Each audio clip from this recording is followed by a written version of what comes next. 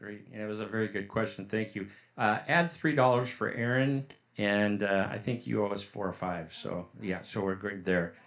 Um, I also want to point out to you all, and I'm going to take the liberty because I am the chair, uh, that I want to share with you the good work that Valeri does. Valeri is our liaison to the government, and you all need to know that you can call her directly anytime or email her directly, because if you have a question, she's there to answer it. She's there to communicate to you. And then if she has can't answer, she's going to go up the flagpole and do that. We've done a conference call for 3 years every Friday, and she's never missed a single one. That's how committed she is to our voluntary agency liaison, or our voluntary organizations active in disaster. Now, let me introduce it to you. We have a very good opportunity here for us. One of the things we're trying to do is to incorporate local emergency managers. And so today we have with us, we have Mary Jo Flynn Nevins, and she is with the Office of Sacramento Emergency Management, or Office of Emergency Services. And Mary Jo, we welcome you. Thank you so much, and thank you for being here.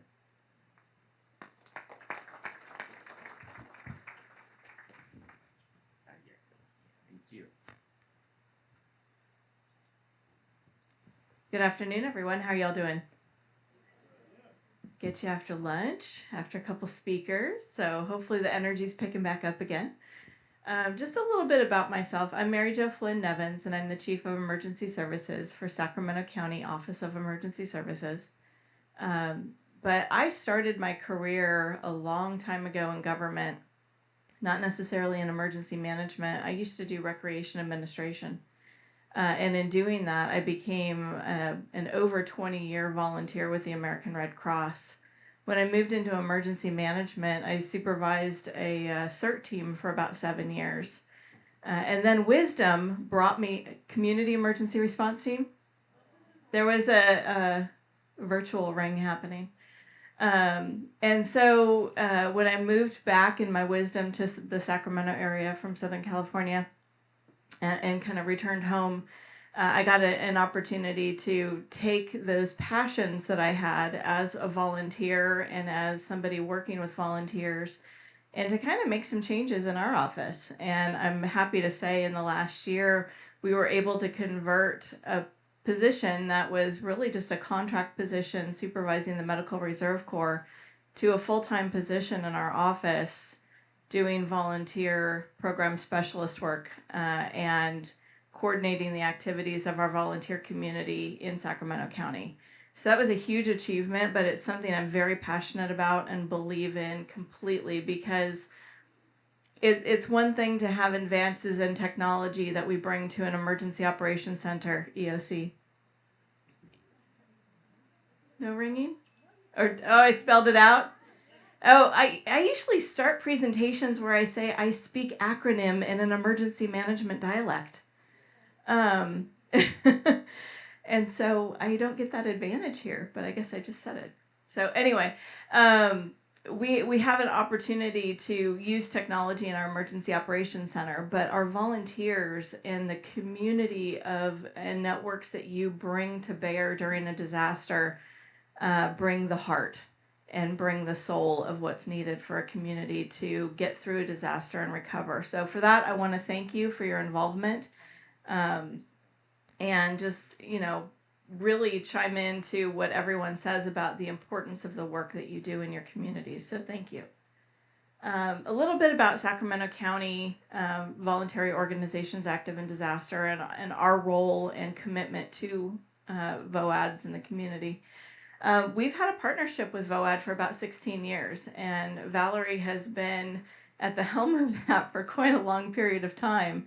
And now we have this new position in our office that I'm hoping will take on another role with VOAD, to be kind of a staff support, a single point of contact into our office, to really build that communication. And I'm delighted to hear from Valeri that that's taking place in some other county jurisdictions as well, where we do have that staffing resource to bring that connection deeper into our office. And so we're not making that call when the disaster's happening, we're building that relationship We're not building the ship as it's trying to sail.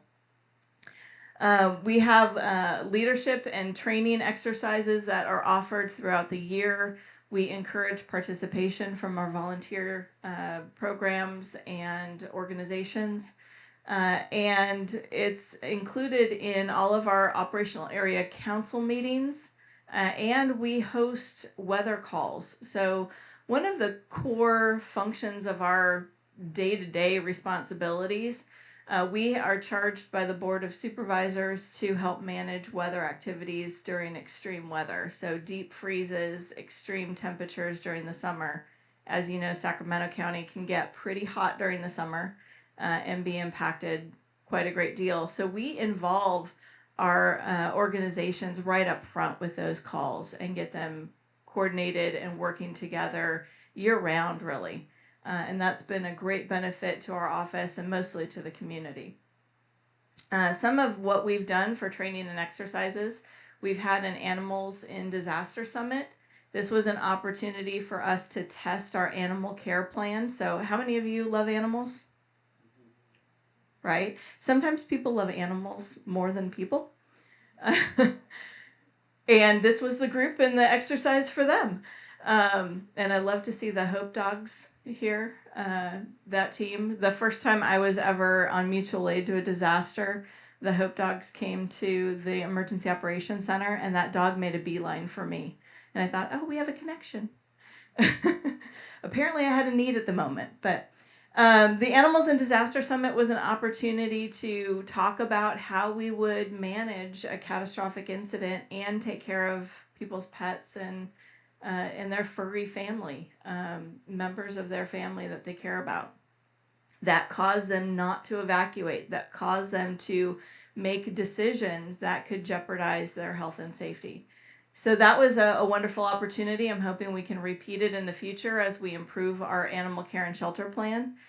We also held point of dispensing exercises, which became very, very valuable prior to COVID, as we helped the public health office disseminate vaccines, do testing, do a lot of things. In fact, during COVID, the resources that we were able to track, now this is probably an exponential number that we are unable to track, but we calculated a volunteer value of $1.6 million just for COVID alone. And that's just what we were able to track. I'm sure there are untold activities that took place well beyond that, and that's just Sacramento County. So beyond my imagination and what that could have done. But we provide those exercises and those practice opportunities so that we can train together and work through those together. And we provide dozens of emergency management trainings throughout the year. We do invite all of our partners to those. We do have an opportunity to get many of those trainings grant funded. So we offer those for free to the community of our partners. Within our Emergency Operations Center, we have a number of agencies represented. I did mention our newest staff position, which is the Volunteer Program Specialist. That is held by Lynn Peasley. Many of you are familiar with her. She's been working with us for a number of years. And finally is now part of our official team. I call her the longest employed new hire. Because she's been working, she's actually the longest employee, if you will, as a contractor with our office, longer serving than even me, and is our newest member of our team until we make a couple more hires. So we have her in the Emergency Operations Center, but we need people to backfill her in the Emergency Operations Center. We've worked with Hands on Sacramento, we've worked with Valeri when she was in that role. And we've brought in volunteers to help fill that position in the Emergency Operations Center, which becomes a critical point of connection to join those needs from the community with the resources that can be given out. And so we've had folks in the EOC for really long periods of time doing 12-hour shifts side by side our staff. I am clicking and it's not clicking forward. Go ahead. Still not. There we go. So this is the 22-23 winter storms and some of the organizations that participated to assist us. 211 American Red Cross, California Southern Baptist Relief, Northern Valley Animal Disaster Group, OARS, which is a sheriff radio, amateur radio program, Sacramento CERT, Sacramento Food Bank and Family Services, Sacramento Medical Reserve Corps, Sacramento Metro CERT, and Sacramento SPCA. Is that about $100 now? So we couldn't have done and gotten through those storm disasters without that assistance. There were significant needs in the community. One of my first memorable events as I was beginning my career as an emergency manager was walking into a local assistance center and just seeing tables and rows filled of individuals volunteering their time to help their community. And these folks came in and helped out our local assistance center for the storms. They helped in many different ways and were really valuable to us recovering in a quick manner. Some of their activities, so we've had, folks taking care of trees and chopping up things. We had that massive wind event that happened during the storms that knocked down more trees than we've ever counted. We had the Disaster Recovery Center. A lot of volunteers from the Community Emergency Response Team are trained by SMUD to monitor power lines that are down, and that frees up resources for the first responders who would otherwise have to sit and make sure cars don't cross the power lines while they're still charged and active until those can be taken care of.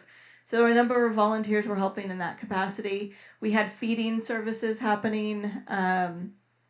A lot of the opportunity that Medical Reserve Corps does throughout the year also. These were during the winter, so we have cold and flu season. They're still doing vaccination clinics with public health and a lot of those animal care services as well. Some of our response efforts in recent years have been COVID-19, the Northern California wildfires. We send a lot of our volunteers and resources, so we get asked for mutual aid just like you do. And sometimes if we can put together those coalitions and partnerships in our office to assist other agencies, we can help with mutual aid in different capacities. And so we're able to send some volunteers to the Northern California wildfires to assist in care and sheltering, some of the medical services that are provided to the community during those. And then, of course, extreme weather. We've got warming and cooling centers that are not quite a shelter operation, but require support services similar to a shelter operation. And just in closing, I wanted to again say thank you for everything that you do. I think we're going to have an opportunity to open up to questions, so it's ask me anything, anything you want to know. I do want to ask that, if you're reaching out to Sacramento, you can reach out to me. Definitely reach out to Lynn, who is one of our key resources in our office to bring this coalition together. We're hoping to advance some new technology and signing up our partners online and making sure our network of individuals is well represented. We're wanting to grow VOAD in Sacramento County. And so where we can identify additional partnerships to bring to bear, we're willing and wanting to do that. So with that, I just wanted to say thank you. Thank you for what you do. Thank you, Mary Jo. Any questions for Mary Jo? We don't want to bypass an opportunity. You all, most of you that are in Sacramento, if you don't know Mary Jo, you need to get to know her and be a part of the plan. So we're going to deviate just a little bit. So Barbara, Mark, if you'd sit tight just for a minute, we're not going to skip over you. We're going to give you plenty of time. But Mary Jo did the very kind way of bringing forth Hope Animal. And I am going to introduce you to what's become a very good friend of mine, and her master too. But this is Lee and Minnie, and we're going to give them a chance to say hello. But we get the chance to work with Minnie quite frequently in Northern California. And so now we get to let Lee share with you all about her.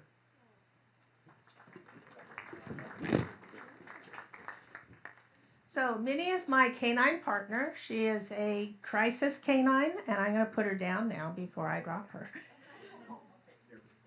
I have to give her to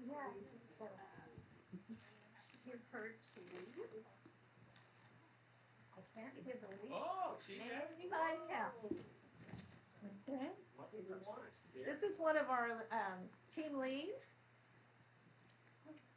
Okay, this is Rory. Okay. So just like you have all kinds of rules and policies, we do as well.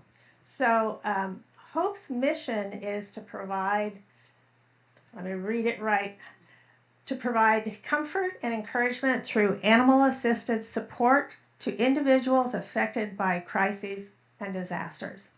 And while a lot of our focus is on the victims of disasters, you are also affected by disasters. So we spend at least as much time just having our dogs be available to other individuals and other groups that are under a great deal of stress because you're trying to provide help in a crisis situation. But Minnie gets her own little card. I'm guessing when you guys leave, you don't leave your picture card. So Hope is a 401(c). All of us are volunteers. These are our personal dogs. They actually go through years of training. They have to have early obedience training. They can't become therapy dogs until they are a year old, and then they have to go through therapy dog training, and they have to be a therapy dog for a year before they can qualify to be screened and trained as crisis response dogs. So I'd like to take just a minute to talk about what the difference of those two things are. So therapy dogs work in more predictable environments. Those are the dogs you see at the airport, that you see at the hospital, that you see at the library when you take your kids. So those circumstances, while they can be a little bit stressful for the dogs, and we spend a lot of time identifying stress signals from the dogs, they are nothing like coming to a shelter or coming to a LAC. So after they've had a year of therapy work, then they can go ahead and try to volunteer for Hope. And Rory just went through this. They have to be screened. If they make it through the screening, then they go to a 3 full-day training program. And if they pass through the training program, then they get to wear the green cape. Our animals are not pop-ups. There are a lot of pop-up crisis response programs now, and I use that term because I've heard it here. There are individuals who go online and they take an online program and they send them a vest or a cape and they show up because they're not integrated into a system like all of the people here are. We do not self-deploy. We have been affiliated with FEMA for 25 years. We just had our 25th year anniversary. And we have the same sort of mutual assistance programs throughout all of the United States, including Alaska and Hawaii. Hawaii is difficult because we can't take our dogs on an instant deployment. We also go up throughout Canada now. And we have an alert band. When I watch the news and I see that there's a crisis someplace, I start watching the app on my phone. And we are not part of first responders. It doesn't make any sense for us to take a dog to a fire line. So what we do is we start watching the band. We get an early alert that says we're going to need somebody, we're going to be going into a certain area, and we are always asked to come by another agency. And it could actually be any one of your agencies here. And during that period of time from when we first get the alert, then we got to bathe our dog, and we got to pack our backpacks, and we got to fill our car full of water and fill our car full of food, because we do not come and utilize your services. We're there to help you. So we come with everything our dogs need, and we come with everything that we need. We're very cognizant not to stay too close to wherever the crisis is, so we don't take hotel rooms from somebody who needs them. So frequently we stay maybe an hour away, and then we come generally to something like a local assistance center or a shelter, so that we can be there when that victim is freaking out, starting to get angry, or dissolving into tears. We come over and we say, "You want to pet my dog?" And for just that amount of time, they're focused on the dog. They're flooded with oxytocin, which is a feel-good hormone. And for just a little bit of time, they can remove themselves from what's going on around them.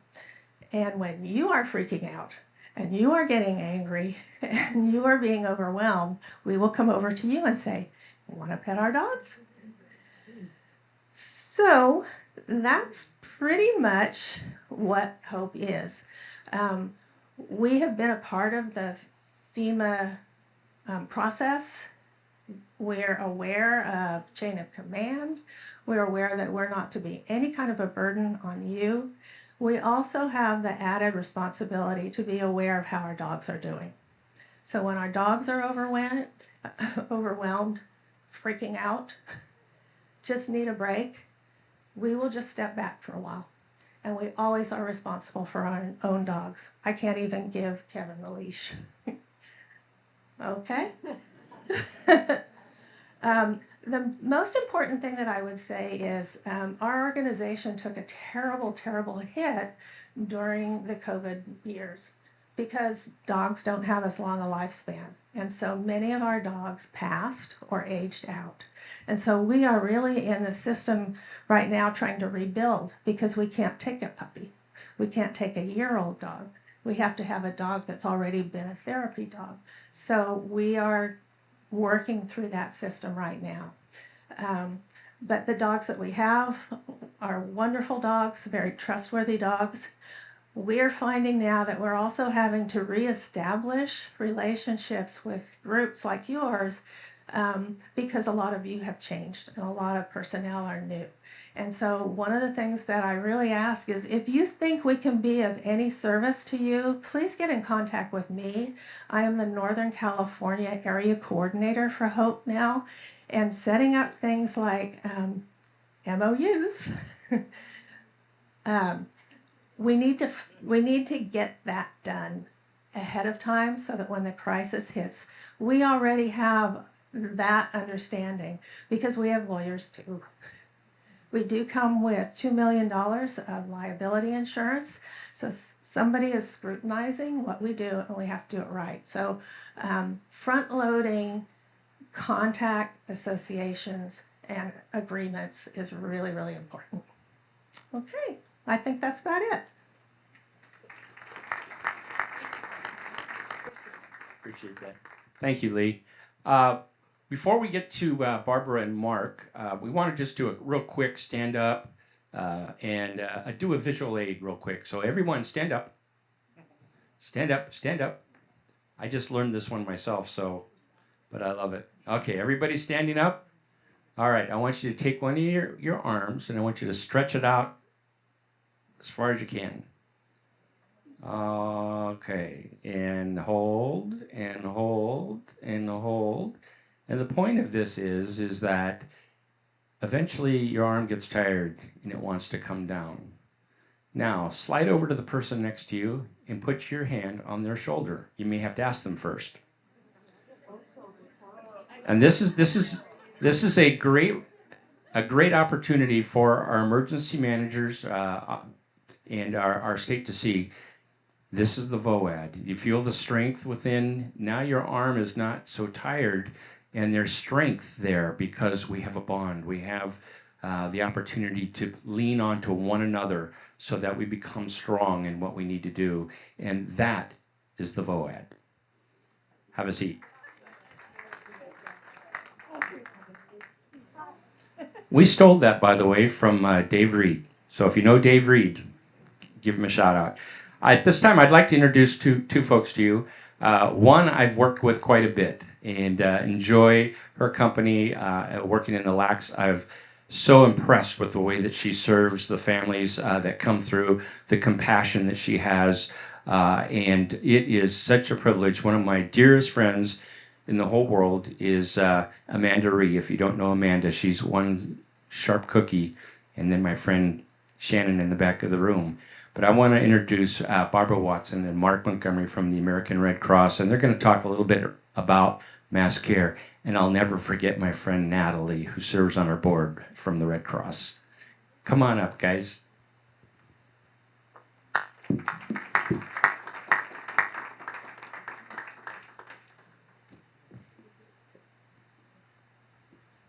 Well, hello, everyone. We are happy to give a little time to Minnie and the pets in front of us, so no problem with that at all. My name is Mark Montgomery, and this is Barb Watson, and we work with the American Red Cross. We are volunteers, and we've both been volunteers with the Red Cross for about 3 years. And in that time, we've done a number of things, but we have deployed to probably about a dozen deployments between us. And so we're going to just give you a quick overview of what we've seen as newbies, so to speak. I think we're in a group of a lot of experienced people in the area of disaster care. So we're actually learning a lot here as we're here. So real quickly, we'll just kind of go through and give a little bit of an overview on what we've done and what our experience has been recently. You know, let me get the slide going here. So if you're not that familiar with the Red Cross, most of us are, our mission is to prevent and alleviate human suffering in the face of emergencies by mobilizing the power of volunteers and the generosity of donors. You'll notice a stat here that we've given out is 95% of American Red Cross workers on disasters are volunteers like ourselves. So when you're working with Red Cross volunteers on a disaster, keep in mind that you're working with volunteers that are giving their time. And I know there are a lot of other agencies that rely on volunteers as well. You know, the Red Cross, we define mass care. The Red Cross does a lot of things, as we all know. We collect blood. We do many other things like that. In terms of mass care, we focus on 4 areas: sheltering, feeding, distribution of emergency supplies, and reunification. And really what that means is we're meeting life's essentials. As you can see here, meeting safety, nutrition, hydration, and you can see the rest there. So with that, I'm going to turn it over to Barb. And Barb will kind of talk through a little bit of the sheltering, a little more detail on what the Red Cross does, and a little bit more of our personal experience recently. So will you do this, please? Okay. So hi, everybody. I'm not good at speaking publicly, so bear with me. As far as sheltering goes, let's see. Can we get the next one?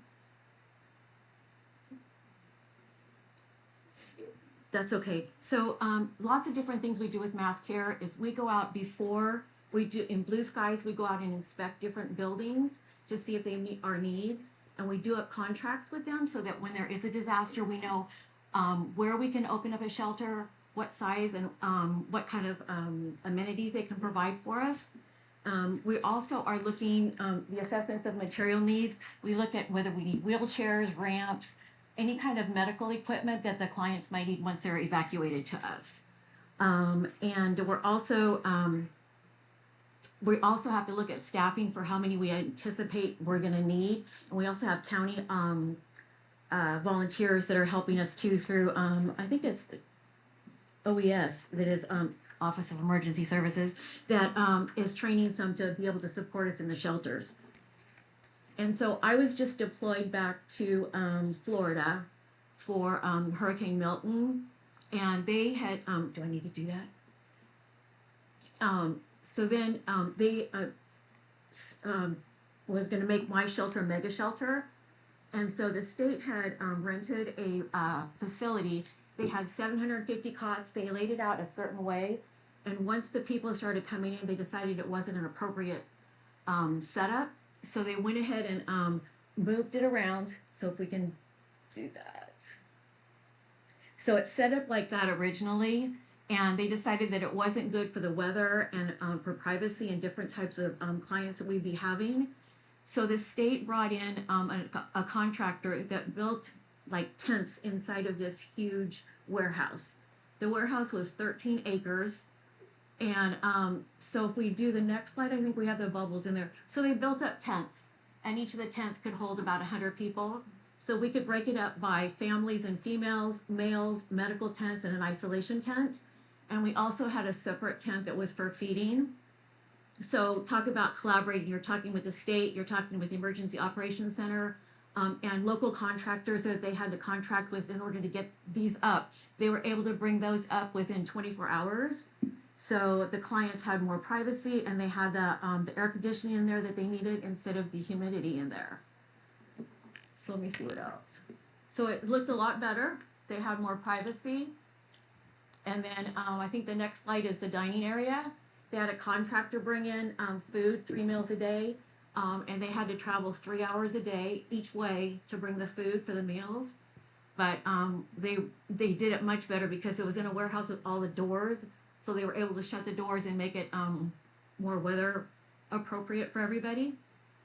Let me see. Oh, so we had visitors, and we talked about Minnie coming and visiting. Well, we had a local lady that brought in her parrot, and we take it out to the clients and to the staff, and very friendly. And we also had the mayor come in and visit us.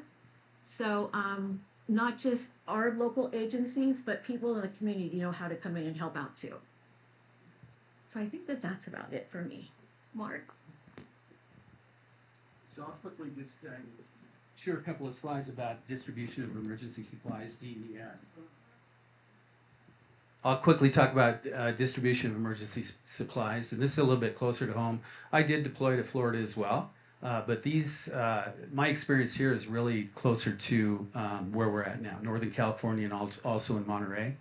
But essentially, what the Red Cross does is we will partner with folks to be able to provide essentially fire kits and flood kits to people in disaster areas. And as you can see, they will include things like sterilizing agents, shovels, rakes, sifters, etc. This is an example of one a couple of years ago. This is actually in Northern California, the Yeti complex fire. And as you can see, what we have here is a Penske truck. This is an example of the fire kits that we provide to folks. You know, we work with government agencies and whatnot. We don't go anywhere without the approval and go ahead to go into areas that clients, you know, have experienced problems with. This is a good example of this. This was Highway 93. Again, we went nowhere near that until we were given the okay by the local OES folks to be able to do that. Thank you. You know, some of our partners and the folks here have really brought that up. You know, we work with folks like Penske, Hertz, Lowe's, Walmart, etc. And in our learning curve here, I know that a lot of that is through partnership with folks here in the room.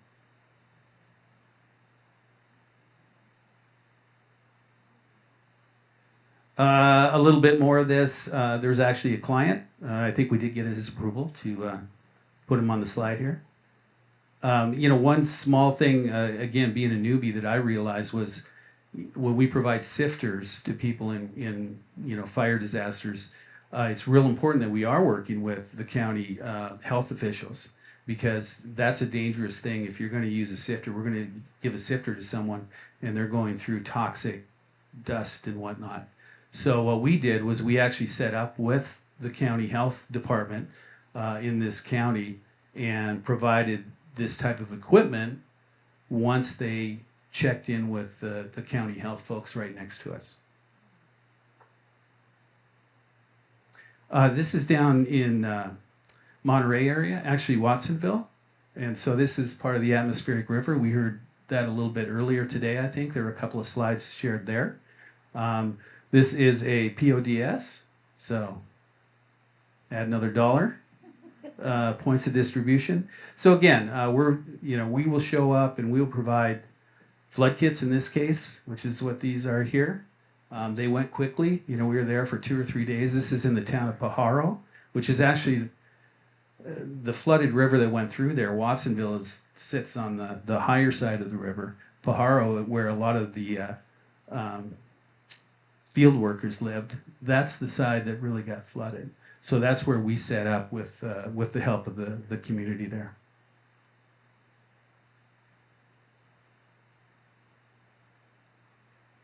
And this is just a little bit more, a little shout out to our Team Rubicon here. This was in Sacramento where Team Rubicon comes in. This is an example of that partnership that we all experience in these disasters. And there they are, bringing out their chainsaws and moving out the trees. The last piece that we consider mass care is reunification. We don't have, either of us have much experience in that, but really what that involves here is the Red Cross reconnects families, across the state, across the country, and overseas. That's a big deal for us. It does lend into, mass care and sheltering that we do. We're always working with agencies to make sure that we can try to connect people back with their loved ones. And Barbara, you want to touch on this one real quick? So this is what the voluntary organizations can help with and what they do. Obviously, like the Salvation Army provides meals and snacks. The World Relief Kitchen also helps with that, and Sacramento Food Bank and Starbucks. St. Vincent de Paul's and the Catholic Charities help with clothing and other immediate needs. And our Latino engagement team helps with the language barriers that we have at some of our locations. And Children's Disaster Services helps with activities for the kids in the shelters and anything that they may need. They also help with getting them to schools and stuff so they're not missing their education going through a disaster. I think that's about it. Oh, and this is from some of the kids in Florida.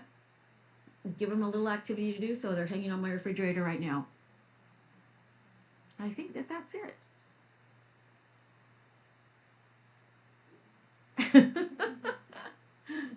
I think it is. I think the next one is just questions. Does anybody have any questions?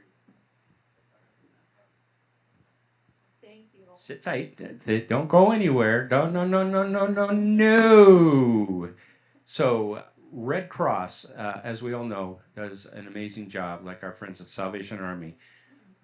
But one of the misnomers is, and maybe either Barb or Mark can address this, is the Red Cross a government organization? No, but a lot of people think it is. So a lot of people don't come to us for help because they don't want to deal with a government agency. And we are such not a government agency. We are nonprofit. And so if somebody feels that they can't talk with us, please let them know that we're not a government agency and we're there to help them. That's awesome. That's it. I get so frustrated. I'm not a Red Cross staff member, but it's so frustrating when you're in the room and people say, "Oh, well, I'm not going to go to the Red Cross because they're government." No, they are not, and we forgive you for the donuts. Wow, this must be a very young crowd. Nobody knows that one. Questions, please. We have you have the opportunity to ask about the programs that they offer. They're a very diverse group of services that are provided within the state. So please, nothing's off limits. Aaron, anything online? We do have one online. For the Red Cross, how are feeding contractors identified and contacted during disaster response? So we have contracts with different providers, and there's a list that we have within each city or county. So we know who we can go to because we already have predetermined contracts with them. But if we're not able to do that, we also have the Salvation Army and the World Food Kitchen that can help us out also. That's awesome. Mr. Tony in the back of the room there. This is sort of for all of you. Can you talk a bit about data collection for clients? Crisis Cleanup does it, Red Cross does it, FEMA does it, the county needs it, Vision Link has it. How is it shared, and why why does it seem like such a duplication of efforts? So as far as I know, the Red Cross keeps their data unless it's asked out. That's above me. But I know that the Vision Link, is that what it is that you guys have been using, right? Yeah, Tony, wonderful question, and we respect all of the partners. And here's what we've been able to do thus far, and we're getting Red Cross more and more comfortable with this, and we're seeing a lot of the Red Cross. The Vision Link system that we're using in the LAC is an opportunity for us to share that information with our partners. Local Assistance Center, thank you very much. Local assistant, put $1 in the pot for me. The cool thing about what we do with this is that each of our providers get to retain their own data. But where we have the safety net for our friends like the Red Cross, because they have in United Way, I'll throw them in, they all have their own databases that they use that are very specific to their organization and the privacy. But what we're able to do with the Red Cross and the local assistance centers is that we allow them to use the Vision Link so that they can see what other providers have been giving so they don't duplicate the same benefit that the family's using. And then the beauty of it is, again, we can give the Red Cross, for example, that information at the end of the day. We can run a report for them and make sure they have that. So that's some of the benefits. The other challenge that we have, Tony, just to address that, and I think Barb has something to say, she wants to put her 2 cents in, is that there are a lot of databases. There are a lot of Excel spreadsheets. There are a lot of Google Sheets. And I think that it's up to each community to determine what is the best system for them to use in a disaster.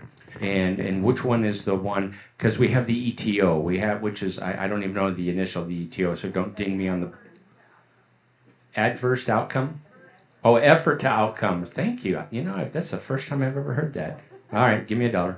But anyway, so there's so many different systems that are out there, and it's going to be up to the locals to determine, because all disasters are local and locally led. We don't come in and say, this is what you have to use. No, that's not the way that it works. It works what works best for you. And actually, this is Aaron. I'm in the back. I'm going to speak actually to this question from the crisis cleanup perspective. I'm the executive director of crisis cleanup. Crisis cleanup information is available to all of the partners. If you're a government agency, we have a special level of access called situational awareness versus recovery access for the organizations, and then long-term recovery access for the long-term recovery groups. And it is exportable to the long-term recovery. Another point that is just worth saying out loud is that there is no one data set to rule them all. You can know what phase of the disaster you're in by the number of data points required and the turnover in organizations required. So a preliminary damage assessment is essentially 3 points of data: a location, a type of damage, and severity. And we know that there's an art and a science to collecting those for declaration purposes. That's very little amount of data, and so you can collect a lot of it. Then you get to the cleanup phase, the early recovery, and you need a lot more information about the need. Does a person have insurance? Do they even want help, for example? So it's more information. You get a smaller data set. And then you get into long-term recovery in case management. Well, that's even more data about the entire person and all of their needs. And so that data set tends to be, broader but smaller. And so that's one reason why there are many data systems, is because the data set required changes with time. And yes, sharing is really hard.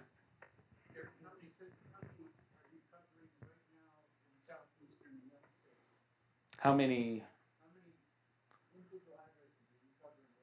Oh, so for Hurricanes Helene and Milton right now, we've taken 117,000 phone calls, and we have 49,800 cases right now. And more than 600 organizations are all coordinating right now to help as many people as possible. So I just wanted to add the government perspective to this. We do need that data.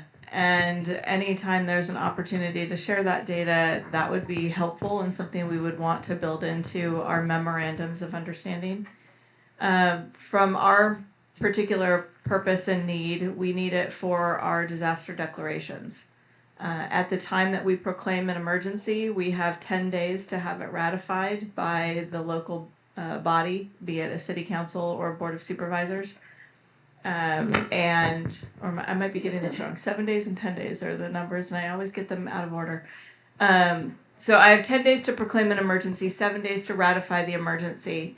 As soon as I ask for help from the state or the federal government, I have 10 days to provide an initial damage assessment.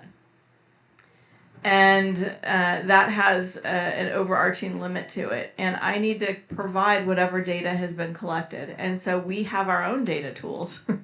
In Sacramento County, we use a tool called Orion, where individuals can log on and add their information to this tool so that we can start our damage assessment collection. That is limited to people who have access to a computer and know how to use it. Or don't have a language barrier because it's currently only in English. So that presents a challenge to us in collecting that information. Additionally, once a disaster is declared or proclaimed at the state level or declared at the federal level, we're going to need additional information that comes through usually the local assistance center. There is something in a bill in Congress right now, and I might make mistake with the exact title of it, but it is the Disaster Assistance Simplification Act. It's the idea that right now an individual, not only are they visited by everybody and their brother just to identify their damages before they're even able to become eligible for applying for anything. Once they enter a local assistance center, they visit with all of you and all the government resources. They need to fill out something for SBA. They need to fill out something for FEMA. They need to fill out something for HUD. All of those different entities at the federal level. Did I mention? Oh.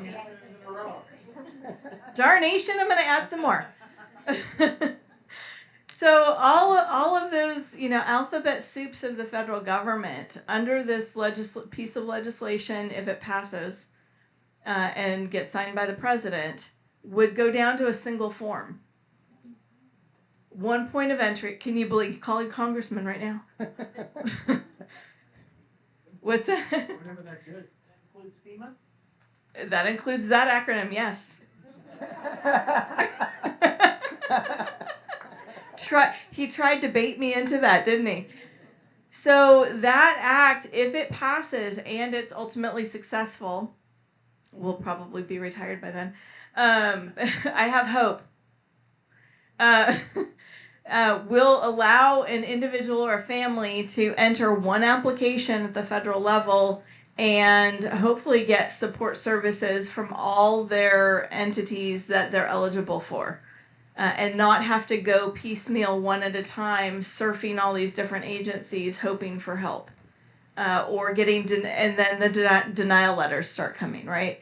So keep that in perspective as we're talking about data collection. The other thing I will caution and warn, and something that we do on a professional level as a nation of emergency managers as we get together at conferences, we're talking about technology and artificial intelligence.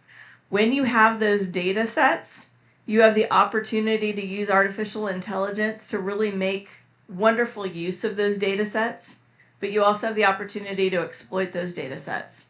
So I caution you as you collect that information and you share that information to be careful and cognizant of what you're sharing, and share what's only needed. But at the same time, be open to the discussion that there might be opportunities for some levels of artificial intelligence to really help us map the need, to show areas that we need to concentrate in. There are opportunities in the technology that we're still exploring, and I'm just saying be open to the concept, but protect the individual's information. Thanks. I was just going to say that a lot of our information, I'm sure with yours, is confidential. So to share it across lines is questionable. So that's why we've kind of maintained ours to ourselves, I think. I know we're getting there though. Yeah, absolutely. And we all do the confidentiality statements, and we all sign and agree to work together on that. Any last questions? Oh, we're starting to get quite a few. Mine's not much of a question. It's more of a comment or a suggestion. This year was my first time actually attending one of your open houses for the Red Cross, and I learned quite a bit more that you guys actually do that I don't think I would have gone out of my way to find out. But once I was there, it was great to see how many points you guys have out there. So. If it comes to your town, I'd suggest attending it and learning a little bit more about what they can do if they're invited to do. Awesome. Because, I retired about 3 years ago, and I had a person at work that, I decided to go there. Thank you. So yeah, on a personal basis, what I discovered, I was shocked.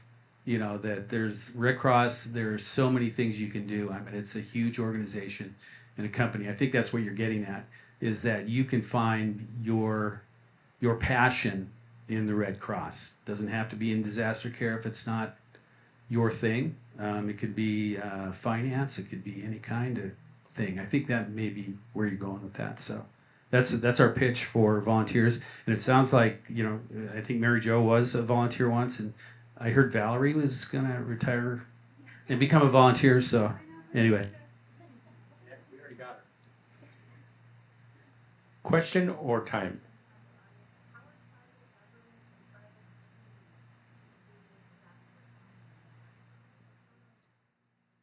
Oh, sorry, I didn't push it all the way. That's better. How are tribal governments and tribal communities included in disaster response and recovery? This is to our county, our state and local government. We're very fortunate at the state level to have oftentimes more resources than a local government can. So we have within our California Office of Emergency Services an Office of Tribal Coordination. It's quite literally a team whose job it is to keep an eye on these sort of things. And in California, our tribal governments are required to be consulted in certain circumstances when various actions are taken within either their actual physical boundaries or areas that could have been their boundaries in the past. So extensive research is often done when a disaster, it's typically in the recovery phase of a disaster. Extensive research is done to ensure that they are provided the opportunity to either provide tribal monitoring or consult on whether there may be artifacts or ancestral areas that are of importance and significance to them. So that's usually on the recovery side of the world.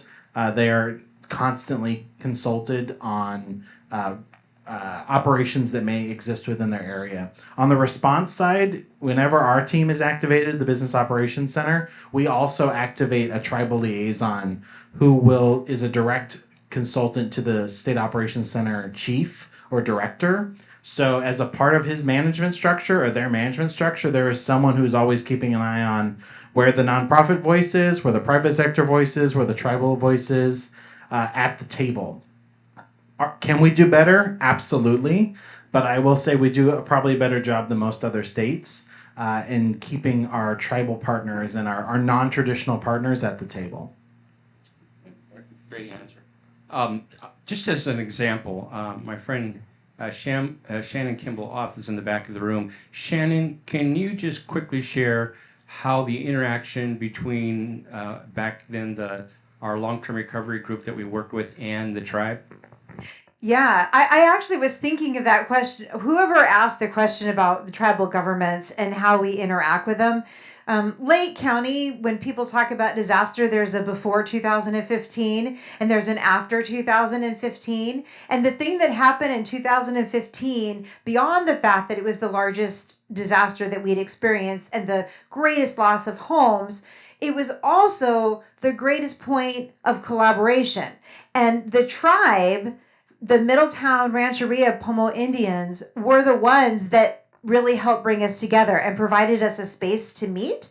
So rather than assuming that it should have been the county, or back then I was the pastor, or one of our churches, the tribe said, we have a convention center that is part of our event center at the casino. Come be there. And so Moke Simon, who was the leader of the tribe, also now is on our board of supervisors, said, let us bring this together. So in our long-term recovery group, which we had never had before, Moke represented the tribes on that committee, and Kevin represented many, not just Hope City at that time, but many of our community-based organizations that were not familiar with disaster. And then I brought in the faith-based community at that time. I was not yet with the Red Cross. And we had a FEMA employee, John Chavez, who came and said, this is how you do it. But from the very, very beginning, it was incorporating the tribe, the county, the community organizations. So right from that very foundation, we were aware that we had to do it together. Thank you very much. I appreciate it. Can you tell she's a preacher? And then, Kevin, I know that we're about to wrap up, but we have one more question that came in online, and that is, what is the meaning of the VOAD logo, other than the 1970s version of the fail whale? Of a fail whale. Well, what the logo is supposed to be, and I'm really surprised somebody actually asked this question, Aaron Titus. I didn't ask the question for the... Really? Oh, No, okay. no, it was not me. It was you. No. It's actually supposed to be a simulation of what a tornado is, and that's where it was designed out of from back in the day. So I don't see a tornado. I've been in VOAD for over 25 years. I don't see a tornado there, but it's a beautiful logo, right? So we'll just, it is what it is. So Aaron, thank you for that. Moving on, any last questions? Before I turn this over, I want to thank our panelists. Thank you so much for jumping in and helping us. And really, these are people I get to work with every day, and it's such a blessing to know. I'm a big believer in do what you say you're going to do.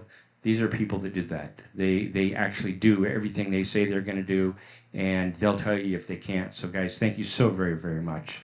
All right, things are quieting down, so that means we're getting back together here, so that's great.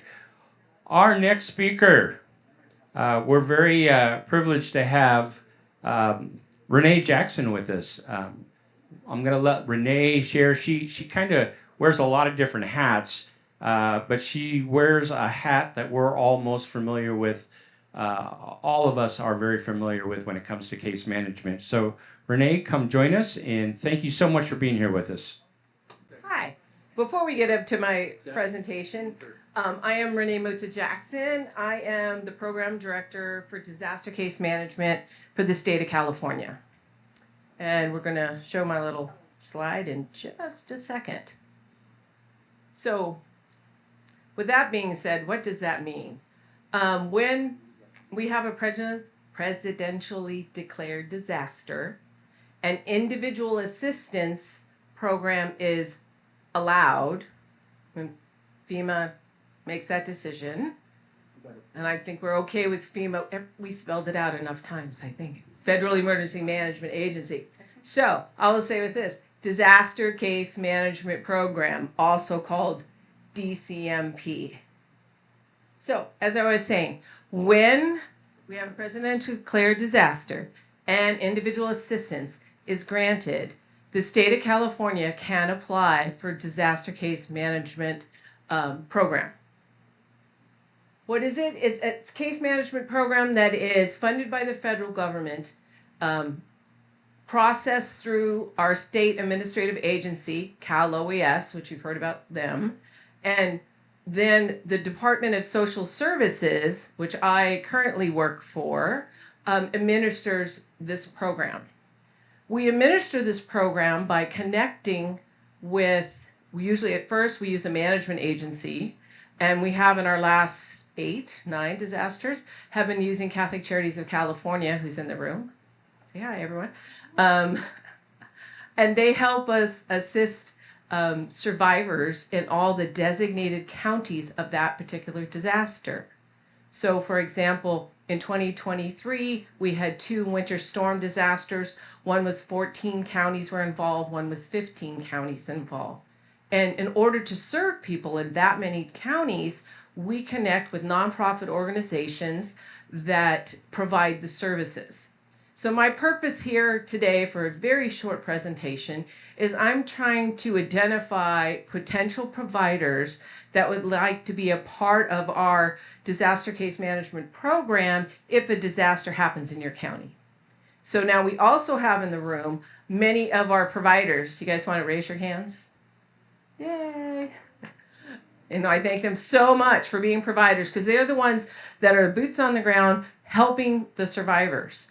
But I just wanted to explain a little bit, because it comes from FEMA to Cal OES to CDSF. We already said what they were. I think of it like writing. When you write a letter, you say what it is once, you put the acronym, and then you can go on and say it. But I'll try to do better. Anyway, so my purpose is to talk to potential nonprofit organizations that are wanting to be a part of disaster case management. Is it not doing it? There we go. What is it? Basically, it's funding for staff to help survivors through the recovery process. So, like I said, now we have many, many different providers in a variety of counties. Our newest disaster, San Diego, DR 4758, happened in January of 2024. The state has requested a new presidentially declared disaster for the Park Fire and the Burrell Fire, thank you. But we have not got an answer from the federal government yet, so we don't know if we'll have another presidentially declared disaster.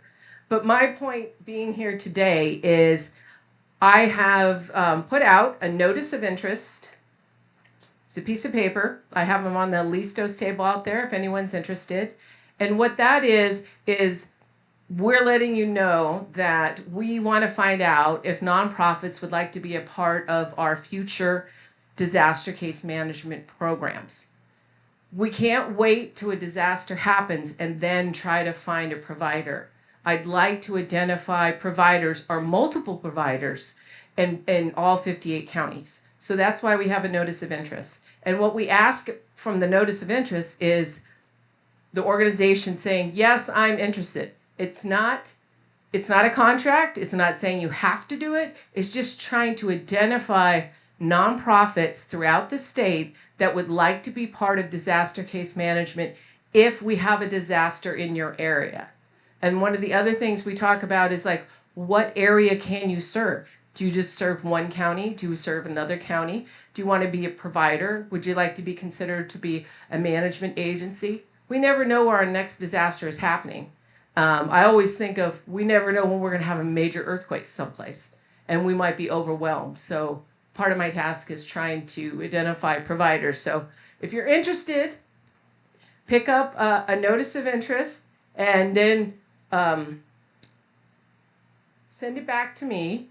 What are the type of things they do besides helping the survivors in the recovery? They help them also with appeals, help them file with FEMA if they haven't.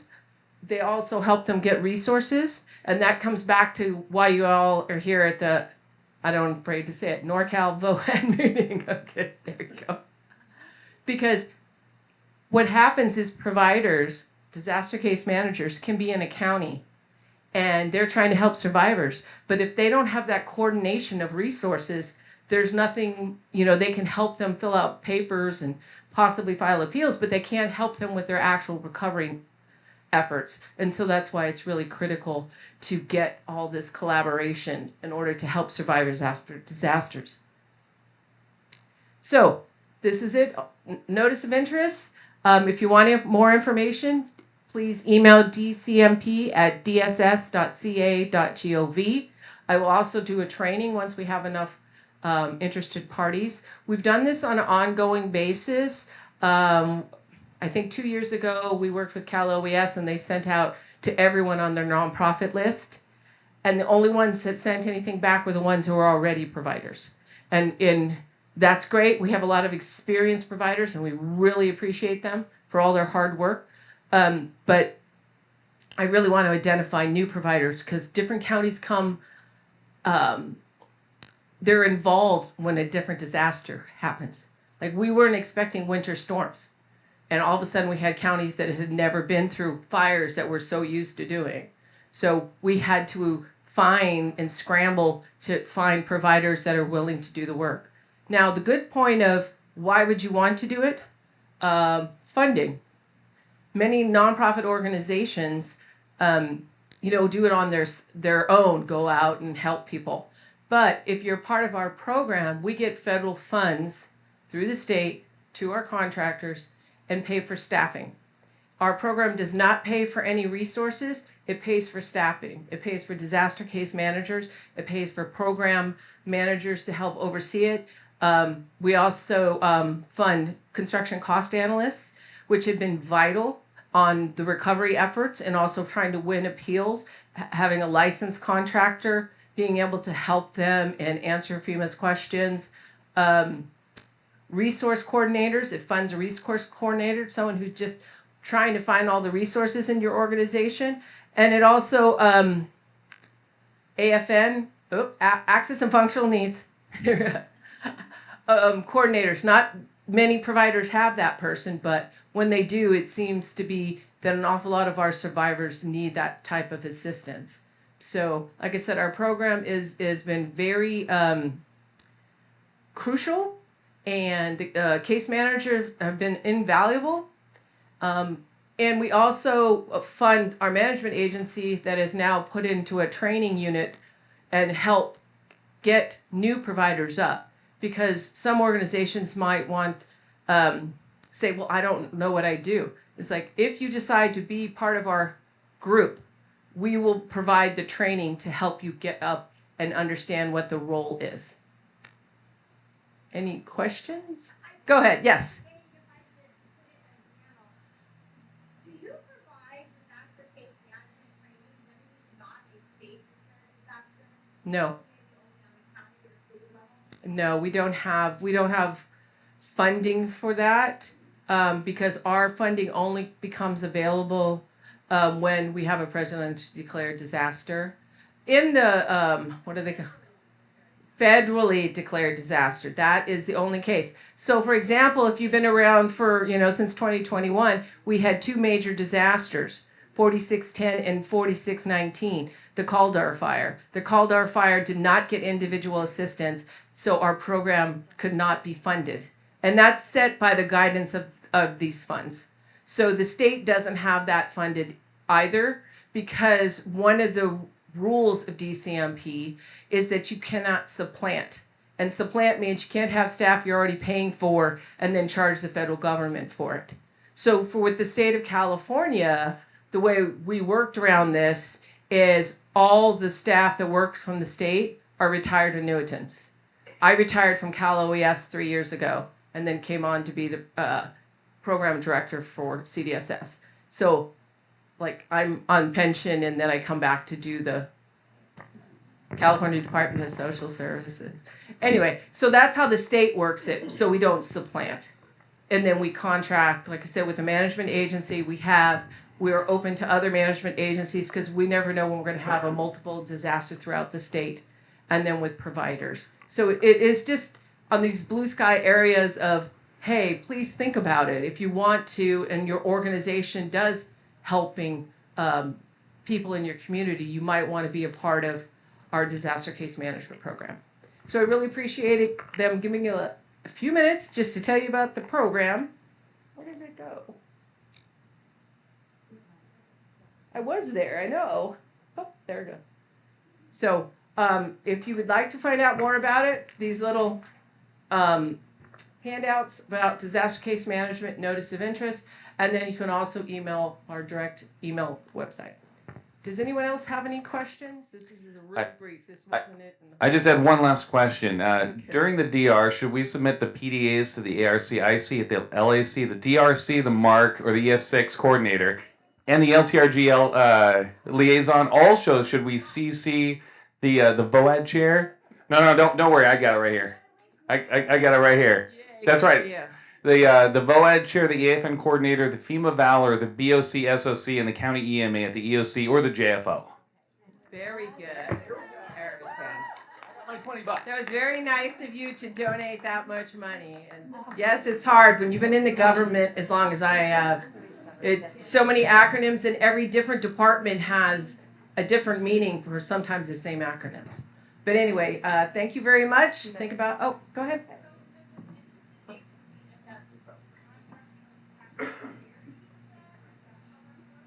It would all depend on our next disaster, whether we used Catholic Charities of California, which we have been doing. Yes, they would contract through an MOU with Catholic Charities because memorandums of understanding. Yes, and that's how it would work. But basically, it goes by the rules of the federal government, the funding through Cal OES, through social services, and then we contract with the management agency, and then they contract with the providers. But the state actually has the say of who is the providers. And they are nonprofit organizations. Yes, there are an awful lot of Catholic charity ones, but we also have 211 and community action partnership groups and community response teams. So we are not any way linked to any particular religion. Go ahead. Go. They're telling me to hurry. Go ahead. Okay, last part. So, but it doesn't have to be this. Like in 2015 in Lake County, it was UNCOR that held the federal disaster case management contract, and currently Catholic Charities is not active in Lake County. Right, and it doesn't have to be Catholic Charities. Like I said, we're looking for other organizations that want to be management agencies or a provider or both. So we have, you never know where the next disaster is. Then you get the counties, and then you try to identify who in those counties would like to be a part of our team. So anyway, all right, thank you.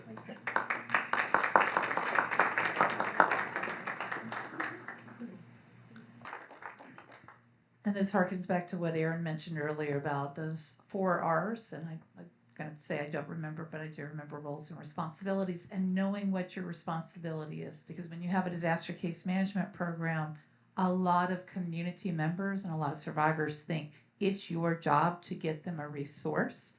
Your job is to, as James said, vet, figure out what their needs are. You're taking that to your long-term recovery group or your unmet needs committee. And you are you're making the case for that client, but you are not providing those resources yourself. And I'd like to invite Adam Peacocke up next. I'm going to borrow Kevin's line, dear friend, love him much. Thank you, Valerie. Hey, good afternoon, everyone. My name is Adam Peacocke. I am from Sonoma County, California. Probably like some of the people in the room here, until our community experienced just a massive disaster. I knew nothing about all the things that we're talking about today. And so I just want to start by acknowledging, first of all, what we just finished with, which is my gratitude that we're having a gathering like this.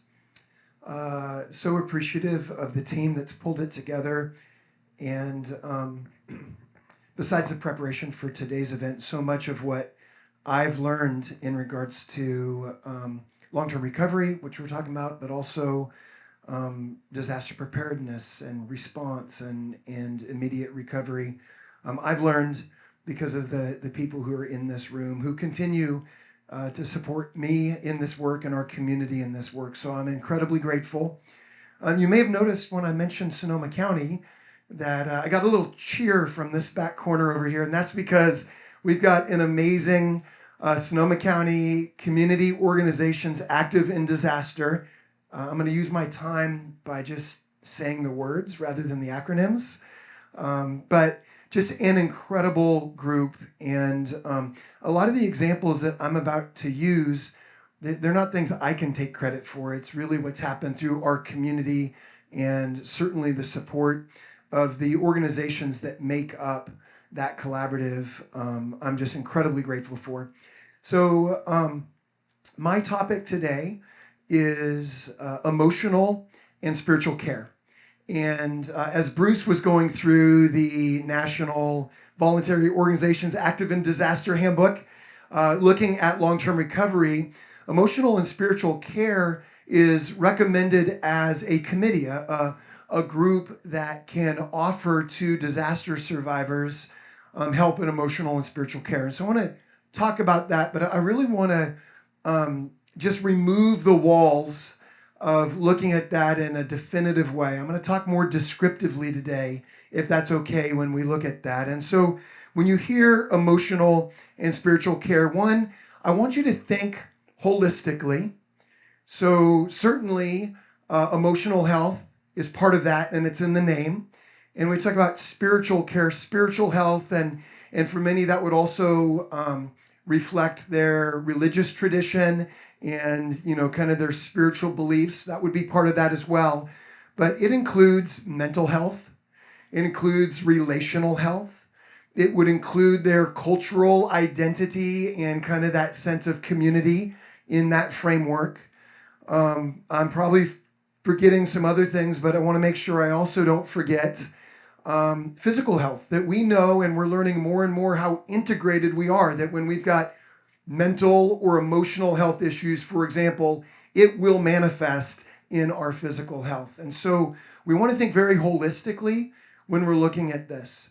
And then secondly, I really believe that even though I'm talking in the framework of long-term recovery, that emotional and spiritual care is something, especially if you're just getting started, that you need to think about in the entire spectrum, the entire cycle of disaster preparedness and response and recovery, that this should really be something that is always being thought about. And so my goal is to bring that home in this way. There's two key things I'm hoping will happen today when you're thinking about emotional and spiritual care. Firstly, that you will not think about it as a committee, though having a committee, our Sonoma County Community Organizations Active in Disaster have an emotional spiritual care committee. I am part of that. We have a long-term recovery committee. I am part of that. But that we don't think of it as a committee, we think of it as a commitment. And we've learned since 2017, when we had the Tubbs and Nuns fire eliminate 5% of our housing in a single night, almost 6,000 homes destroyed through that disaster, all the way to now with over 7 or 8 disasters that have been declared in our county, that we need a commitment to this. And so one of the ways that's been expressed in Sonoma County is we've added a 5th C. Now, that's not to diminish the great importance of communication and coordination and cooperation and collaboration, but that talks about what we do, and we felt it was also important to talk about how we do it. And so we have officially added compassion as a 5th C to what we do, because we don't just want to do those things, we want to do them in a way that puts the focus, the center on the disaster survivor, on the people that we are coming alongside. And so this work, you can hear my passion, it's so important. And so again, I want to challenge you, yes, form a committee, but make this a commitment of the whole of what you do. Let it be woven into all of your activities. The second thing is that we understand that this is not just an action, but when we're looking at emotional and spiritual care, it can also be a doorway into a whole community of amazing potential partners for your preparation and your recovery and your long-term recovery. And I'm speaking of your congregations, your houses of worship, and your faith-based service organizations. This is often an area where on a regular basis, they're not only meeting practical needs, but they're offering some of the very things that you want to offer over a longer period of time. And so by forming this committee, by emphasizing this type of work, you can really build your coalition, which is so important in terms of the work that you're going to do. So with that, I'm going to offer a single sentence description, not a definition, a single sentence description of emotional and spiritual care that we will quickly go through. And that description is this. That sentence is this: emotional and spiritual care is compassionate, practical, consistent presence. Compassionate, practical, consistent presence. This is our next slide. And there we go. And I'm going to ask your help because it's late in the day and you've already hit your quotient probably of information. And so we're going to go through each of those 4 words, and we're going to do a 4, 3, 2, 1. So I need someone who's going to be my 4 person. Who's my 4 person? Come on. I won't take too long. Number 4. All right. Thank you, Jeanette. I need a 3 person. There's my 3 person. Thank you, because I don't want to forget anything. 2. Who's my 2 person? There's my 2. Who's my 1 person? All right. Thank you so much. All right. So the first point is compassionate. And Jeanette, thank you. You're my 4 person.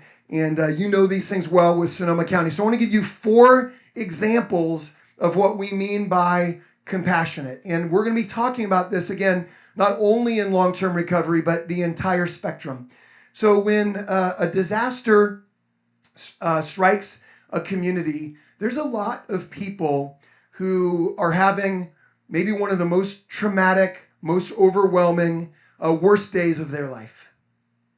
And we want to be there with them in a way that can express compassion, that we're not compounding the trauma and we're being careful not to impact, to re-injure, right? This is one of the things that I've loved about today. It's been so wonderful to hear the conversation around a single point of entry, right? Or as we talk sometimes in Sonoma County, a universal disaster intake process where a disaster survivor can go through one process in order to share their information, have to tell their story, and then get the resources and the wraparound services that we want to offer them. We want the process of offering help to people to be compassionate and not to further impact them in that way.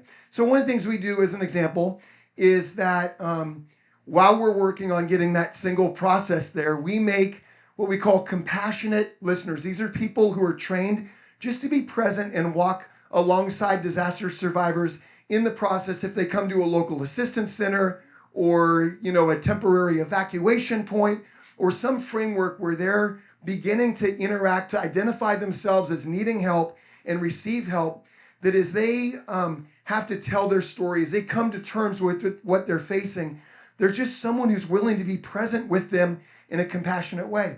And it may just be that they're listening the whole time to the story that's being told, but that in itself can be the beginning of a process that lets them know there's a community of people here that care about you, that are offering support, and that want to see you find recovery. The second, on our way to 4, is really thinking practically in regards, and this is our next slide, but doing what we can to really show support and compassion. So for example, you may have a gathering at a particular area or based on the community impacted by the disaster that represents a particular ethnic group or a religious group or other type of background, and you got an opportunity to offer them a meal. We've seen communities come together in a way where they can offer a meal that's got kind of culturally appreciated, appropriate food to help those disaster survivors. And just the fact that we're not just giving you a meal, but we're mindful to offer something that's appropriate, that's appreciated, that's comfortable for you. That can be a very important example of this. In Sonoma County, we've developed a simple card that has 5 points. It's like a de-stressing card that when someone recognizes, hey, I'm going through this again, I got to do another interview, I've got to have this conversation, I'm going for that resource, they can keep that card with them, and it's a simple process that just allows them to slow down. You notice how passionate I am, but how fast I'm talking, and it's like, okay, Adam, just take a break. You're a little worked up here. We got time. Let's just get those feet flat on the ground. Let's just take a deep breath in, a deep breath out. And then these are very practical ways that we can come alongside from the very beginning and express compassion. So I said 4. The last thing that I want to say, and this goes towards the very beginning of the long-term recovery process, and I'm just going to use an example from Sonoma County. The numbers are actually higher, but I'd rather not exaggerate. But we were able to provide, as an expression of emotional and spiritual care, accompaniment for over 3,000 disaster survivors or households in personal property recovery, right? Sometimes it's referred to as sifting. California has seen more than its fair share of wildfires, and this is where people are trained to just come alongside and be present for people as they are first going back to their property, and they're trying to see what is salvageable. This may be the very first time that they've seen, and it's not just a house, right? It's a home. It's all of the memories. It's the pictures. It's the reality and the finality, and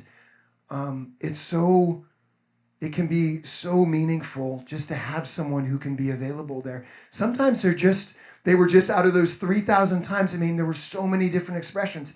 Sometimes they were just on the side. The family knew they were there, but they were just on the side. But just their presence on being the side would get feedback. Just knowing you were there. It wasn't an imposing presence, but knowing you there was so significant. And other times, they were engaged in conversation, and it was another opportunity for that compassionate listening. Many times, it actually involves some sort of a spiritual or religious interaction, an opportunity to pray together. And I mentioned training, and this is so important. We don't want to assume what someone believes in regards to their faith or religion, but we also recognize that for many people, that faith or religion is a very important part of their whole process, their whole way of doing life and making sense of the world. And so to be there and be able to offer that and meet them in that thing that's so foundationally important to them can be so very meaningful. And then, it went to the element of, in many cases, actually joining them in the process of doing the personal recovery, wearing the suits and doing the sifting. And I'll never forget, a story, of a family and facing that loss. And they had this family phrase, "We got this," right? And you've probably heard that before, "We got this," but it was like a family motto. And it was amazing as they were doing the sifting, they came back to this one back corner that'd been a bedroom. And I mean, they found almost nothing, but there was this kind of metal thing that they had bought that says, "We got this." It was just lying face up that said, "We got this." And when they found that, it brought them such hope. It was such a sign. It brought so much meaning for them. And then to have someone there to share it with, to witness with them what had taken place, it meant the world to them in that way. All right. So that's a practical example. Let's go to our next slide. Who's my 3 person? All right, let's make sure I get 3 examples here. The first thing that I want to talk about when we're talking about practical is emotional spiritual care can be very practical and even through the committee element. So one thing is just, as a committee, you're a connection not only to the disaster survivors, but to the group of organizations that are involved. So we should be at practical as our next one that we're talking about. And so sometimes there's a responsive element to it. So in 2017, those fires were massive, and we had our school system shut down, and it was a lot slower to reopen than a lot of businesses. And so we got a call from Santa Rosa City Schools that said, we're not going to be ready to open schools, but a lot of employers are calling parents back to work, and we've got traumatized families who don't know where their childcare is going to come from. Because actually, Coffee Park that burned down, we lost 300 at-home daycare facilities in that framework. And so a lot of our houses of worship already had trained, scanned professionals, as it were, even though we were volunteers who, on a weekly basis, do that type of childcare.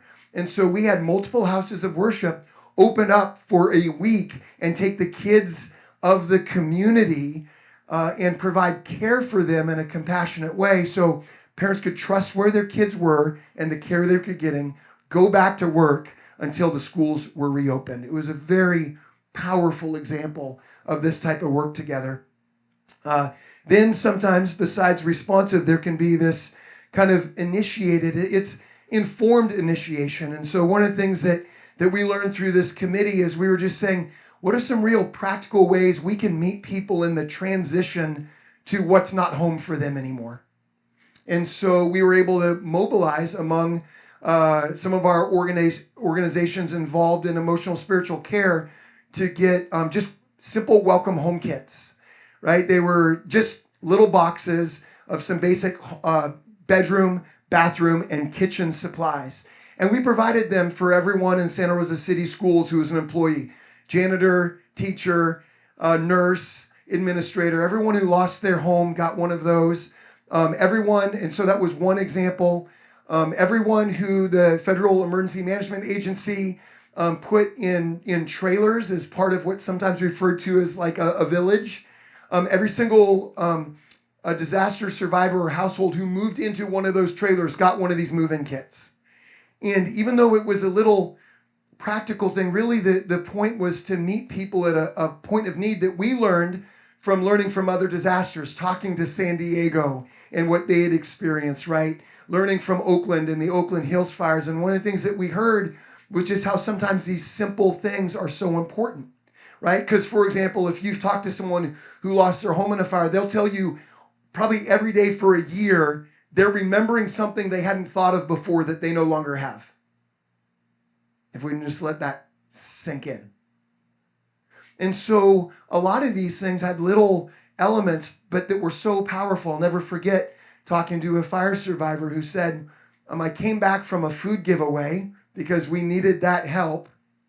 And I get in towards the bottom of the bag and I recognize there's a bunch of cans and I don't have a can opener. And you've heard that story, right, of how just people, it can be a breaking point, just little stuff like that. But they said, all of a sudden I remembered there was this thing that I hadn't gone through, this welcome home kit that I hadn't gone through. And sure enough, there was a can opener in that. And they said, I've never felt so loved by an inanimate object, right? But that little thing that we all take for granted was the thing that said, okay, I can get through this. I can open up this can. I can have the dinner. I can get a step away from that loss. Third thing in that element, I've given you some smaller practical examples, but we can come together and do big stuff too through our emotional spiritual care committee, drawing on this broader community that I talked about in Sonoma County. And I'm using Sonoma County not because we're the best. It's a community I live in. It's the experiences I've lived from. And we recognize that our community was not going to be able to recover. We could not rebuild enough homes in time to get everyone back as fast as they needed to. We had to struggle with the insurance companies around how long the additional living expense stuff was going to go because we just didn't have the capability to build that many homes that fast. And so as homeowners were getting lost in the process, they were just despairing, seeing the scar of their empty property day after day after day.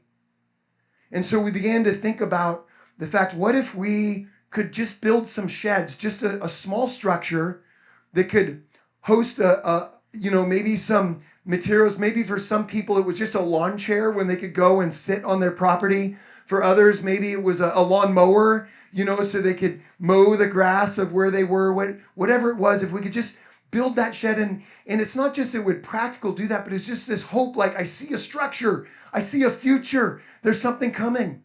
And we were able to get 120 faith-based organizations, congregations, houses of worship, faith-based service organizations together, and on a single day, we built 100 of them. Over 1,100 volunteers. It was absolutely amazing. And in a day, from nothing, you saw all these sheds built and then begin to be delivered. And And the homeowners had an opportunity. It was just an invitation. It wasn't required for participation, but if they wanted, they could come and meet the people who were building the shed for them. And we asked each team that was building the shed, would you take a moment and just write some words of encouragement on that shed? It's so they don't just get the practical structure, but they get the message. This is care. This is compassion. We are with you. You're not forgotten. Yes, it's a long process, and we're with you to the end.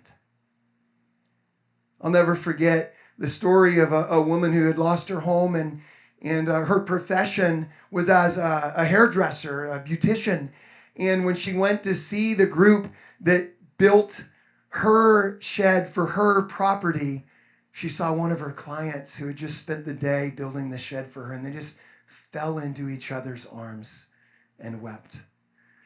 Friends, these I know are like just meaningful, feel-good stories, but they belong in every one of our responses. If we will keep compassion and the disaster survivors at the center, we can do this in amazing ways.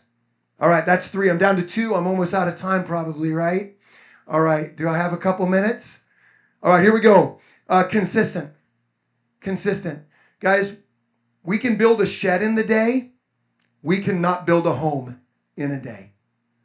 And this is a great chance. I know I'm not the first, and I probably won't be the last. They're not the only organization who has done this, but they're one of the few who still are doing this, Hope Crisis Response Network, where we have volunteer rebuilds, where those who lose their home in California, most often recently it's been through fires, where those who are catastrophically underinsured or not insured at all have a chance to not to have to move.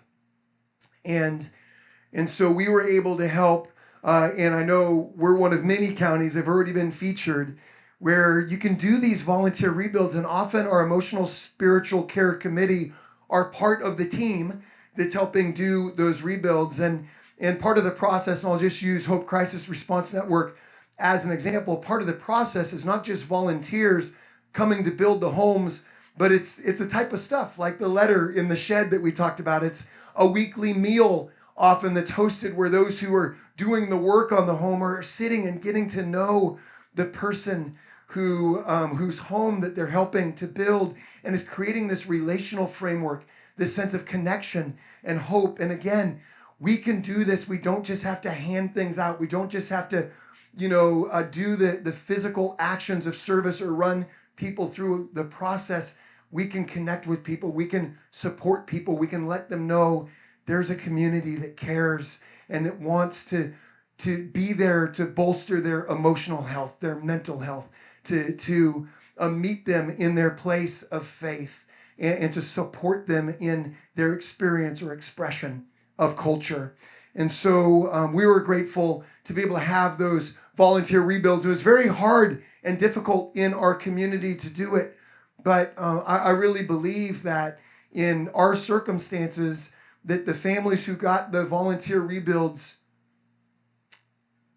probably wouldn't have been able to stay in our community if we weren't there to do that in that way. And I'm so grateful that those who wanted to stay had an opportunity to stay.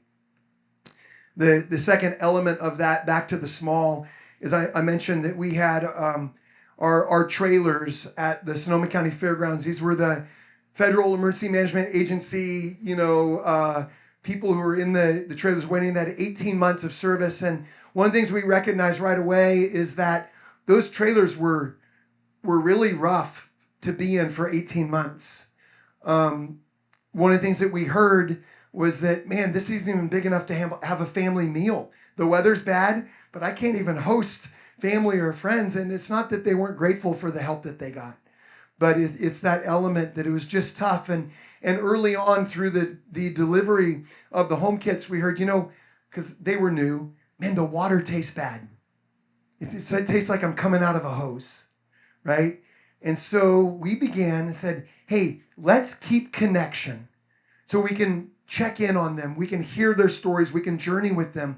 Let's keep connection by bringing a case of water to every trailer every week.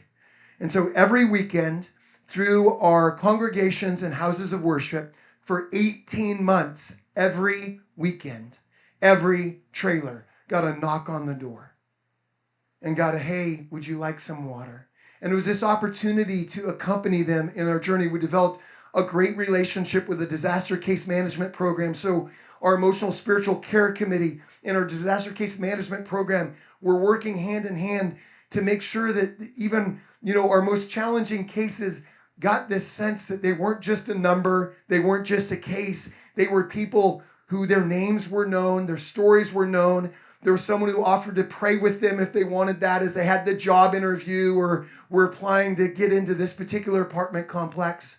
And at the end of that program, it was in the relationship between those who had been delivering water and the disaster case managers, the trust that we had built, that we were able to lobby together with the state, with the county, with the city of Santa Rosa, with the United States to get an extension, a last minute extension, so that our last 5 toughest situations didn't get thrown on the street with nowhere to go. And we were able to close every case and make sure that all of those in that situation felt supported from beginning to end to what was next for them. Which brings me, because I'm done with time, to my last slide, presence. Who's my one person? Come on, you've done a great job today, by the way. Thank you for just documenting this. And it's this simple one thing. Emotional spiritual care is our chance to tell disaster survivors this one thing. You are not alone. Thank you.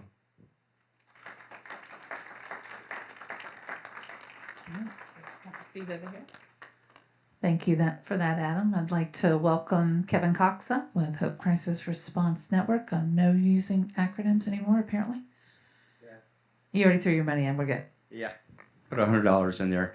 Hey, because of time, we're going to cut my segment, okay, on the rebuilds. We've got so much information that was given to us today, and I'm just going to say just a couple quick things for you. One is that we are so blessed to work with many of you that are in this room. And although we at Hope Crisis, we respond in every phase of a disaster along the way.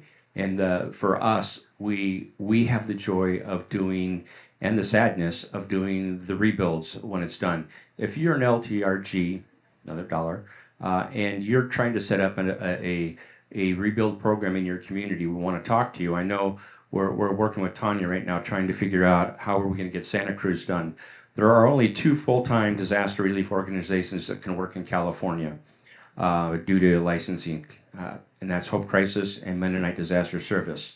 Our good friends at Habitat for Humanity, they have a program, but it is their daily and monthly work that they do in their community. But when it comes time for disaster, they jump in to help out. And my good friend Tony Safford's in the back of the room. Make sure that you talk to Tony. He can tell you more about the great work that Habitat does. And then some of you may know of a little organization called Tiny Pines up in that Butte area. And they do a really great job with the building of the tiny homes. I'm going to shock on all you and leave you with this. Everybody thinks that what we do is easy. And I'm going to piggyback off of what Adam was talking about in emotional spiritual care. Won't spend time talking to you about the woman that was holding her son in her arms when a tornado went through in Jackson, Tennessee, where he was sucked up through the ceiling out of her arms and then asked for us to rebuild. I won't tell you about the sweet family where the baby was impelled into a tree and mom and dad were found dead at the bottom of that tree as well, where we ended up helping a family member deal with. Won't tell you about a woman who was told her bathroom is safe. That's where you go if there's a tornado, if you didn't have a basement. The family was all in the bathroom, and the 5-year-old was sucked up out of the roof, and they didn't find his body for 2 days. Grandma and Grandpa were sucked out of the roof as well, and they did find their bodies about 45 minutes later. These are all stories, real stories that have happened to us, that we've had the privilege of walking alongside them through their journey and to rebuild those homes for those families. Currently in Indiana, we had just completed over 200 homes since 2017 because of the work that our good friends at Catholic Charities, Campfire Collaborative, Dixie Fire Collaborative, all of you that have been working so hard in the work that you do to support the effort for the families. I get to stand up and always be the face-to-face, but we have thousands and thousands of volunteers that come from all over North America. They're the ones that get the credit for the homes that are rebuilt. They're the ones that continue to build the relationships. We are so fortunate. I'm going to leave you with this story. I promise, and I'm done. We had a woman, it was in Henryville, Indiana, and she was a really kind of tough to get along with. And they lost their home. She didn't like church people. She didn't like, I don't know if she liked anybody. And we got to come alongside her, and she needed her home rebuilt. So what's the first thing that we have to do when we want to work with somebody is we have to gain trust. We have to let them know that our word is good and that we are going to do what we say we're going to do. When someone tells you that you're going to get a free house, do you think you're going to get a free house? First thing that comes to your mind is no. But you know what? That's what we in Mennonite Disaster Service do. We don't put mortgages on our homes. Many times we find the money to rebuild those homes. So when she said, we told her that, oh, well, we're going to come alongside, we're going to build your house. And then she says, well, how much is it going to cost me? It's like, it's not going to cost you anything. This is a gift. You qualified through the long-term recovery program. We worked through that. We were able to secure the funding that was needed, and we're going to build you a nice house. She used to live in just a ratty old trailer, but you know what? That was her home. So you don't come in and tell them how bad they're living in and the conditions. You come in and you respect the family who you are. So through the process, she watched us the whole time, her and her husband. And as they were going through the different processes of where we're at in the builds, we noticed that they were getting a little bit kinder and a little bit kinder and a little bit kinder. And her husband watched us like a hawk to make sure that we did everything right. You know, that we were doing following every code, doing all that, and I assure you we do. But she also started to notice that what are people writing on my walls? Why are they writing on the 2x4s? Why are they, up in the trusses? Why are they doing all this stuff? And I said, they're writing words of encouragement back to you. Very similar to what we did with our shed build. We did words of encouragement. And so as we went through this process, she started coming to our family night. Every Thursday night, we do a dinner with the families. And then it's an opportunity for the volunteers and the families to break bread together and spend a little time. And she asked me one night, she started coming. And then she said to me, can I speak tonight? Because we always let the family speak. And she said, I want you all to know that we went through this rough storm. And I didn't like you people. She made that very clear. And she says, it's not only did I not like you, I didn't trust you, but you proved me wrong, and now I love you. And that speaks to the integrity of these organizations that come alongside, and that's each and every one of you in your groups. But here's the kicker. She says, this was Henryville is in Tornado Alley, by the way, just so you know. And we have a lot of storms down in that area. And she said to the group, she says, I want you to know that when I lay in bed now, I no longer am terrified of hearing the rain. I'm no longer terrified of my roof blowing off. She says, I have 200 angels in my ceiling who are watching over me. And that was the volunteer signatures that were up on her trusses. That's the kind of impact that we can do as a group together. That's the impact that we want to leave in a community when a community has lost so much. We want to value that. I thank you so much, everyone, for coming today. You've been such great participants, and it's very humbling for us as a group. And I want to acknowledge once again the great work that our team did to put this together for you. Adriana, thank you so much, and all of our guests. We've got a couple things we need to do. We have, I'm going to introduce you to Theresa. Theresa's going to come up and do all the auction items, or Amy's going to do that. And as she's coming, I want to just acknowledge again come on up. Yeah, okay. Okay, I guess they want me to close first, and then she's going to do the auction. Let me find my notes. So we want to just, again, we thank you all. Thank you again to our sponsors.